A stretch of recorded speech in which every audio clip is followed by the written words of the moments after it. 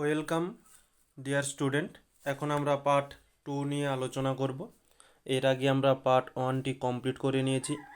তো পার্ট 2 এর প্রথম প্রশ্ন কি বলছে যে তামার ইয়ং গুণাঙ্ক 1.26 ইন্টু 10⁻12 ডাইন সেন্টিমিটার (10⁻²) বলতে কী বোঝো?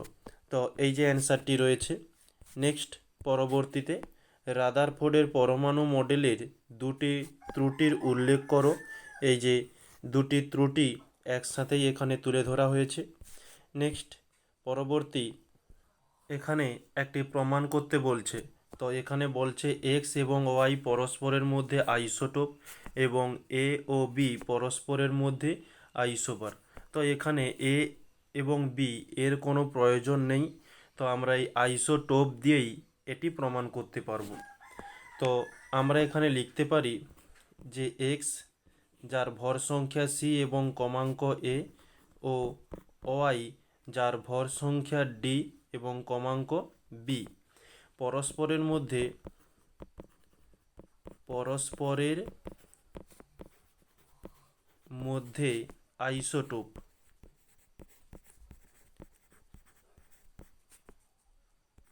আইসোটোপ এটা আমাদের প্রশ্নানুসারেই দেওয়া রয়েছে।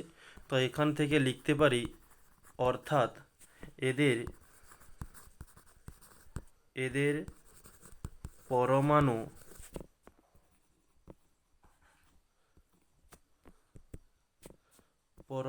ক্রমাঙ্ক সমান, অতএব এ সমান বি। তো আমাদের যেটি দেওয়া রয়েছে এম মাইনাস এন ইন্টু এ স্কোয়ার মাইনাস বি স্কোয়ার, এটা শূন্য প্রমাণ করতে হবে। তো এম মাইনাস এন এর কাছে লিখতে পারি B square minus B square, কারণ কেন এ সমান বি, বা এখানে তোমরা বি সমান এও করতে পারো, কোনো সমস্যা নেই। তো প্লাস বি মাইনাস বি কেটে গেল, তাহলে থাকলো এম মাইনাস এন ইন্টু 0, আর 0-র সঙ্গে যা গুণ করব 0 হবে। এটাই আমাদের প্রমাণ করতে বলেছিল। তো প্রমাণিত। নেক্সট, পরবর্তীতে বলছে 50°C উষ্ণতায় জলে পটাশিয়াম নাইট্রেটের দ্রাবতা 65 বলতে কী বোঝো? এই যে অ্যান্সারটি। নেক্সট বলছে উত্তপ্ত NaOH দ্রবণে অ্যালুমিনিয়াম চূর্ণ মিশিয়ে উত্তপ্ত করলে কী ঘটে সমীকরণ সহ লেখো। এই যে সমীকরণ সহ দেওয়া রয়েছে। নেক্সট, ওরই সঙ্গে বলছে স্টোন ক্যান্সার কী। নেক্সট পেজে দেখে নেব যে স্টোন ক্যান্সার কী এবং তার সঙ্গে বিক্রিয়াগুলো। নেক্সট, এখানে কি বলছে 4.9 গ্রাম H2SO4 উপস্থিত অক্সিজেন পরমাণুর সংখ্যা কত? তো প্রথমত আমাদের কাজ H2SO4 এর আণবিক ভর নির্ণয়। আণবিক ভর H এর 1, দুটো H রয়েছে, 2 দিয়ে গুণ দিলাম, প্লাস S এর জন্য 32 প্লাস ও এর জন্য 16, 4টিও রয়েছে, 4 দিয়ে গুণ দিলাম। তো 1 2 2 প্লাস 32কে 32 থাকলো, প্লাস 16 4 64, অর্থাৎ এটা যোগ করলে পেয়ে যাব 98 গ্রাম। অর্থাৎ আমরা লিখতে পারি 98 গ্রাম H2SO4 এ অণুর সংখ্যা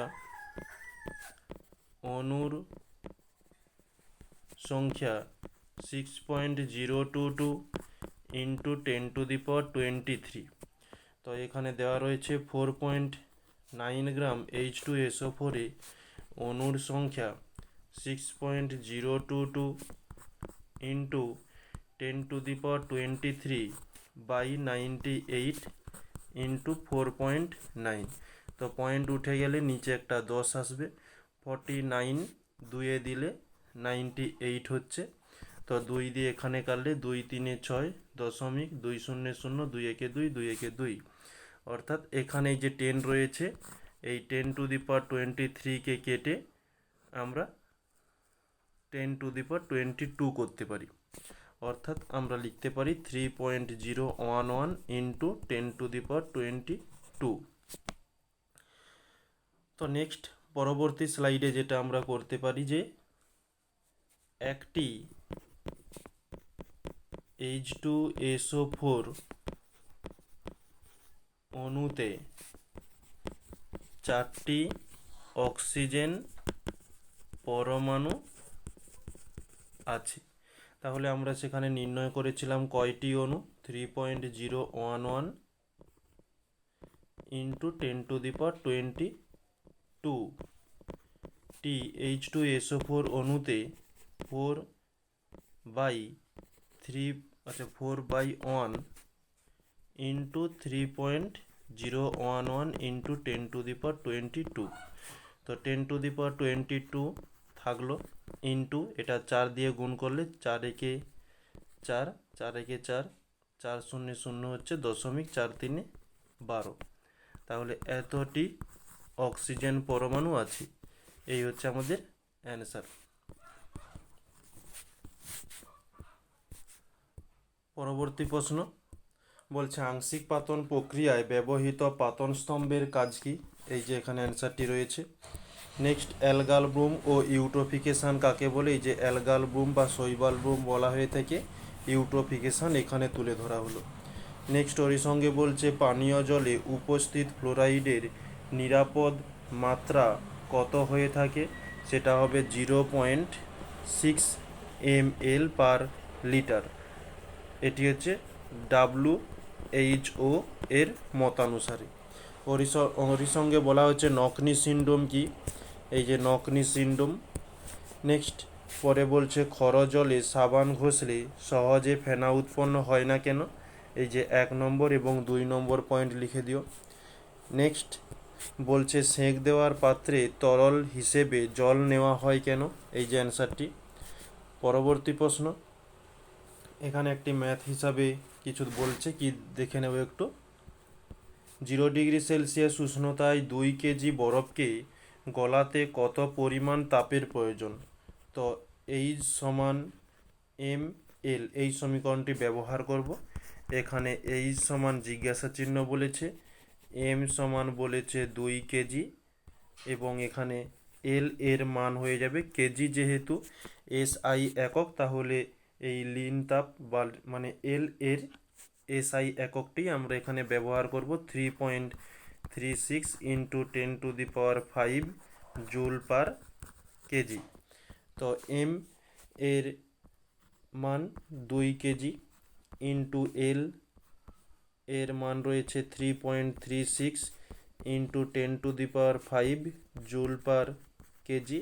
কেজি কেজি কেটে গেল, তাহলে এটা আমরা পাচ্ছি 3.36কে 2 দিয়ে গুণ করলে 6.72 ইন্টু 10⁵ যেমন ছিল থাকলো, জুল চলে এলো। এই হচ্ছে অ্যান্সার। নেক্সট পরে কি বলছে, রসায়ন শব্দটির বা শব্দের প্রতিধ্বনি শোনার জন্য শ্রোতা ও প্রতিফলকের মধ্যে ন্যূনতম দূরত্ব কত? তো এই রসায়ন শব্দটি একটি ত্রিমাত্রিক শব্দ। এর শব্দ নির্বন্ধ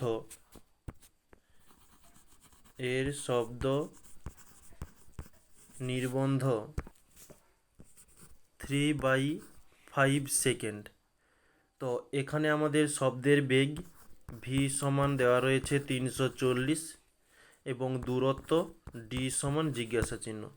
যে সমীকরণটি ব্যবহার করব যে 2d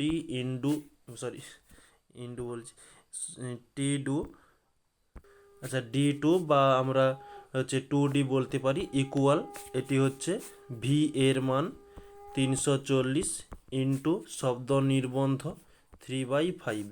তো d এর মান নির্ণয় করব 340 ইন্টু 3/5, 2 গুণ ছিল এদিকে হলে ভাগ হয়ে যাবে, 2 চলে এলো।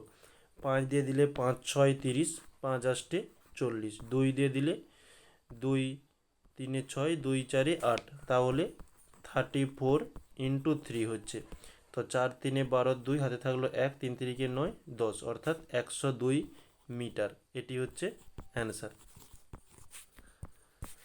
পরবর্তীতে বলছে পৃথিবী সূর্যের চারিদিকে 1 বছরে পূর্ণ আবর্তন করে, এতে পৃথিবী কত কার্য করবে? এটি কার্য শূন্য হবে কেন? এই যে অ্যান্সারটি রয়েছে, এটি একটি কার্যহীন বল।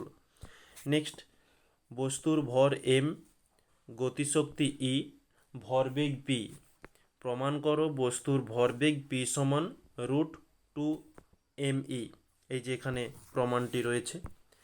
পরবর্তী প্রশ্ন 1 দাগে বলছে, এটা গ্রুপ ডির, যে লেখচিত্র সাহায্যে s সমান ut plus half at square সম্পর্কটি প্রতিষ্ঠা করো।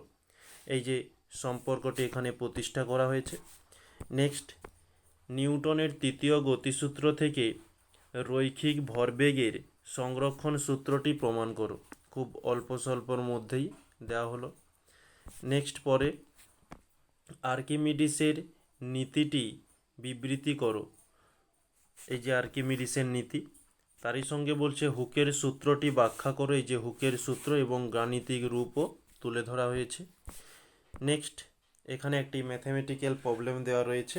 কি বলছে, যে ক্যালোরিমিতির মূল নীতিটি লেখো। তো এটা যেহেতু 1 নাম্বারের জন্য, তাই ওই 1 নাম্বারের মতো লিখে দিচ্ছি, যে তাপ গ্রহণ সমান তাপ বর্জন। নেক্সট বলছে 0 ডিগ্রি সেলসিয়াস উষ্ণতায় 20 গ্রাম জলের সঙ্গে, এটা সঙ্গে হবে 10 ডিগ্রি সেলসিয়াস উষ্ণতায় 40 গ্রাম জল। আচ্ছা, একটা বলছে 0 ডিগ্রি সেলসিয়াস উষ্ণতার 20 গ্রাম জল, আর একটি রয়েছে 10 ডিগ্রি সেলসিয়াস উষ্ণতায় 40 গ্রাম জল। এদের দুজনকে মেশালে চূড়ান্ত তাপমাত্রা কত হবে? তো দুজনকে মিশিয়ে দিলে মাঝে যে টেম্পারেচারটি হচ্ছে টি সমান জিজ্ঞাসা চিহ্ন। তো এখানে আমরা লিখতে পারি T1 সমান 0 ডিগ্রি সেলসিয়াস এবং M1 সমান 20 গ্রাম। এখানে T2 সমান 10 ডিগ্রি সেলসিয়াস এবং M2 সমান 40 গ্রাম। তো যে সমীকরণটি ব্যবহার করব, তাপ গ্রহণ, এ হচ্ছে তাপ গ্রহণ করবে। এখানে সমীকরণটি M1 S T1, M1 এর মান 20 ইন্টু S এর মান, এখানে S এর মান দেওয়া নেই, তো দুই ক্ষেত্রে S এর মান একই হয়ে যাবে। S সমান 1 ক্যালোরি পার গ্রাম ডিগ্রি সেলসিয়াস। তো S এর মান 1, T1 এর মান 0।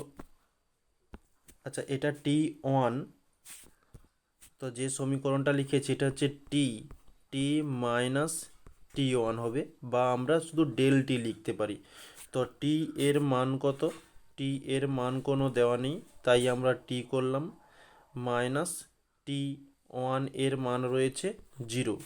তাহলে এখানে সলিউশন করলে 20, 1 গুণ করলে তো একই থাকবে, টির থেকে 0 মাইনাস করলে টি থাকছে ইন্টু টি।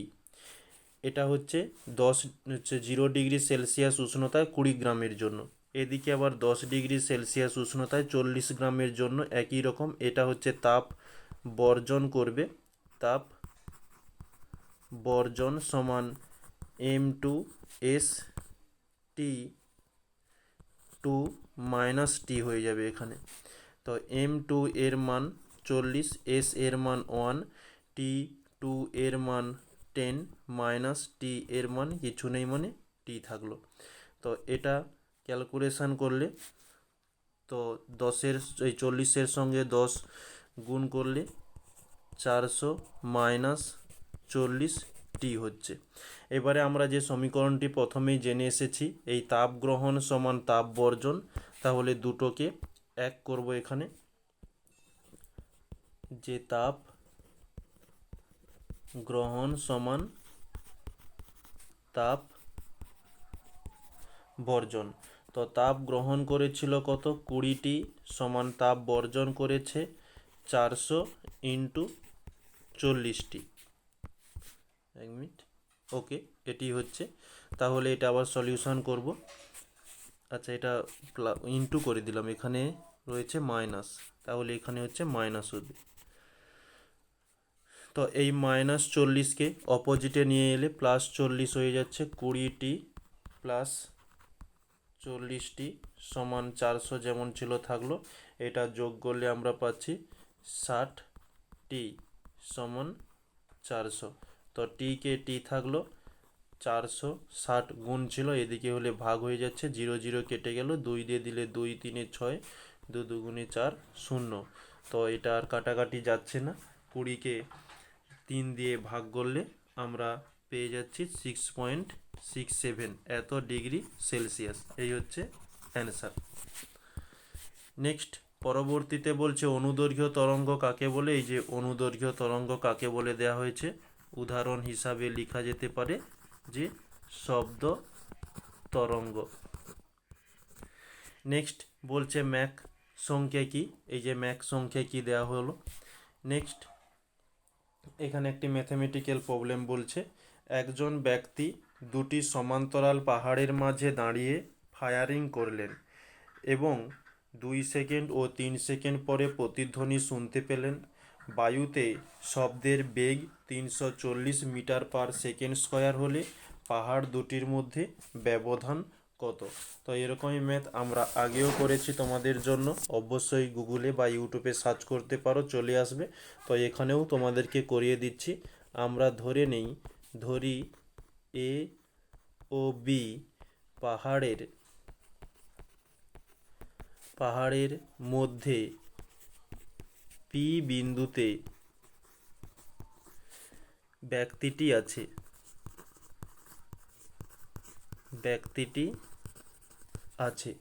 তো এ পাহাড় থেকে ব্যক্তির দূরত্ব x মিটার ধরলাম ওটা।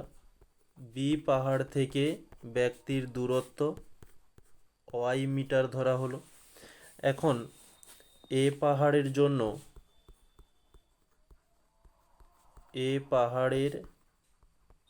জন্য একটা দূরত্ব নির্ণয় করব এবং বি পাহাড়ের জন্য একটা দূরত্ব নির্ণয় করব। তো এখানে এ পাহাড়ের জন্য যে সমীকরণটি ব্যবহার করব 2 ইন্টু এক্স, কারণ এ পাহাড়ের দূরত্ব কত, এক্স ধরেছি, এক্স সমান আমাদের শব্দের বেগ কত দেওয়া রয়েছে 340 ইন্টু এ পাহাড়ের জন্য শব্দ নির্বন্ধ দেওয়া রয়েছে 2 সেকেন্ড, প্রশ্নানুসারে ওটা 2। তো এক্সকে এক্স থাকলো, বা এখানেই আমরা কেটে দিতে পারি, এদিকের 2 কেটে যাবে, এক্স সমান তাহলে থাকছে 340 মিটার। তো এক্স এর মান পেয়ে গেলাম। এবারে এই বি পাহাড়ের জন্য ওয়াই এর মান নির্ণয় করব। এখানেও ঠিক একই সমীকরণ, 2 ইন্টু বি পাহাড়ের দূরত্ব ধরেছিলাম ওয়াই, তো ওয়াই সমান শব্দতে বেগ বলছে 340 ইন্টু শব্দ নির্বন্ধ দ্বিতীয় পাহাড়ের জন্য 3 সেকেন্ড, 3 ধরলাম। তো 2 দিয়ে কাটলে 2 একে 2, 2 7 14, 0 হচ্ছে। ওয়াই সমান 170 ইন্টু 3 করলে 510। যেহেতু আমাদের দুটি পাহাড়ের মধ্যে দূরত্ব একবার বুঝিয়ে দিই, এই একটি পাহাড়, এটা হচ্ছে এ, এদিকে এই একটি পাহাড়, এটা বি, মাঝে রয়েছে ব্যক্তিটি পি। এই এ থেকে পি এর দূরত্ব নির্ণয় করেছি কত, 340 মিটার। এই পি থেকে বি এর দূরত্ব নির্ণয় করেছি 510 মিটার। এবারে আমাদের বলছে যে পাহাড় দুটির মধ্যে দূরত্ব, তাহলে এই এক্স এবং ওয়াই দুজনকে যোগ করলে আমরা মানটি পেয়ে যাব। তাহলে এক্স প্লাস ওয়াই সমান 340 প্লাস 510, এটা আমরা পাচ্ছি 850 মিটার। এই হচ্ছে আমাদের অ্যান্সার। নেক্সট পরবর্তী আইসোটোপ কাকে বলে। আইসোটোপ, এই যে অ্যান্সারটি রয়েছে, আইসোটোপগুলির রাসায়নিক ধর্ম একই হয় কেন। এই যে একই হয় কেন, ওরই সঙ্গে বলছে নিউক্লিয় বলের একটি বৈশিষ্ট্য লেখো। নিউক্লিয় বলের বৈশিষ্ট্য তুলে ধরা হয়েছে। নেক্সট পরবর্তীতে এসআইতে মোলের সংজ্ঞা দাও। এই যে এসআইতে মোলের সংজ্ঞা তুলে ধরা হলো। ওরই সঙ্গে বলছে এর পারমাণবিক ভর এককের AMU এর মান কত? 1.6605 ইন্টু 10⁻⁻24 গ্রাম। নেক্সট পরবর্তীতে বলছে প্রকৃত দ্রবণ ও কলয়েডীয় দ্রবণের মধ্যে দুটি পার্থক্য। ফোনটাকে একটু রোটেট করে নিও, অ্যান্সারটি তুলে ধরেছি। ইমালশন কারক কি? ইমালশন কারক নেক্সট পেজে রয়েছে, এই যে ইমালশন কারক। ওরই সঙ্গে বলছে অথবাতে একটি সম্পৃক্ত দ্রবণকে অসম্পৃক্ত করার দুটি পদ্ধতি উল্লেখ করো। এই যে দুটি পদ্ধতি উল্লেখ করা হয়েছে। নেক্সট এখানে একটি সিম্পল একটা ম্যাথ রয়েছে, তো দেখে নেব।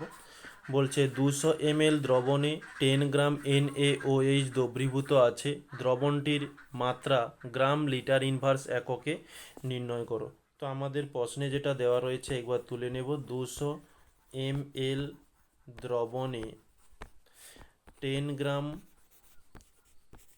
NaOH দ্রবীভূত আছে। তাহলে 1 লিটার, এই লিটার ইনভার্স বলেছে, তাহলে এই 200 ml থেকে লিটারে নিয়ে যেতে হবে। তাই আমরা 1000 ml বা 1 লিটার লিখতে পারি। দ্রবণে 10/200 ইন্টু 1000। তো নিচের দুটো উপরের দুটো শূন্য কেটে গেল, 2 দিয়ে দিলে 2 5 10, আর 10 ইন্টু 5 করলে আমরা পাচ্ছি 50 গ্রাম NaOH দ্রবীভূত আছে। অতএব দ্রবণের মাত্রা 50 গ্রাম পার লিটার। নেক্সট পরবর্তীতে বলছে অ্যাসিড বৃষ্টি কাকে বলে? এই যে অ্যাসিড বৃষ্টি বা অম্ল বৃষ্টি তুলে ধরা হলো। নেক্সট বলছে তামার সঙ্গে উষ্ণ, এটা উষ্ণ হবে, উষ্ণ ও গাঢ় HNO3 এর বিক্রিয়ায় সমিত সমীকরণ সহ লেখো। এই যে সমিত সমীকরণ সহ এখানে তুলে ধরা হয়েছে, 1 নম্বর পয়েন্টে দিয়ে দিও। নেক্সট বলছে উভধর্মী অক্সাইড কাকে বলে এবং উদাহরণ দাও। এই যে উভধর্মী অক্সাইড এবং উদাহরণ 2 একসঙ্গে দেওয়া হলো। নেক্সট বলছে কোন অ্যাসিডকে অ্যাকোয়াফর্টিস বলা হয়ে থাকে? নাইট্রিক অ্যাসিডকে বলা হয়ে থাকে, যে নাইট্রিক অ্যাসিড। ওকে, তো আজকে আমাদের এই ক্লাসটি এই পর্যন্তই ছিল। আশা করছি কোনো সমস্যা নেই। তো এরপরেও যদি কোনো সমস্যা থেকে থাকে অবশ্যই কমেন্টে জানাতে ভুলবে না। আর যারা এই ক্লাসে নতুন ছিলে তাদের জন্য একটু বলে দিই, আমরা এখন দুটো পার্টের মাধ্যমে যে ক্লাসটি কমপ্লিট করলাম তার যে ফাইনাল পিডিএফটি যদি তোমাদের প্রয়োজন হয়ে থাকে অবশ্যই তোমরা এই ক্লাসের নিচে ডেসক্রিপশান বক্সের একেবারে উপরের দিকে একটি টেলিগ্রাম গ্রুপের লিঙ্ক পেয়ে যাবে, ওখানে ক্লিক করে জয়েন্ট হয়ে গিয়েও প্রতিনিয়ত ক্লাস শেষ হওয়ার কিছুক্ষণ পরে ওখানে পিডিএফগুলো আপলোড করা হয়, তোমরা ওখান থেকে ডাউনলোড করে দেখতে পারো। ওকে, তো আজকে ক্লাসটি এই পর্যন্তই। সবাইকে থ্যাংক ইউ বলে ক্লাসটিকে এখানে সমাপ্ত করছি।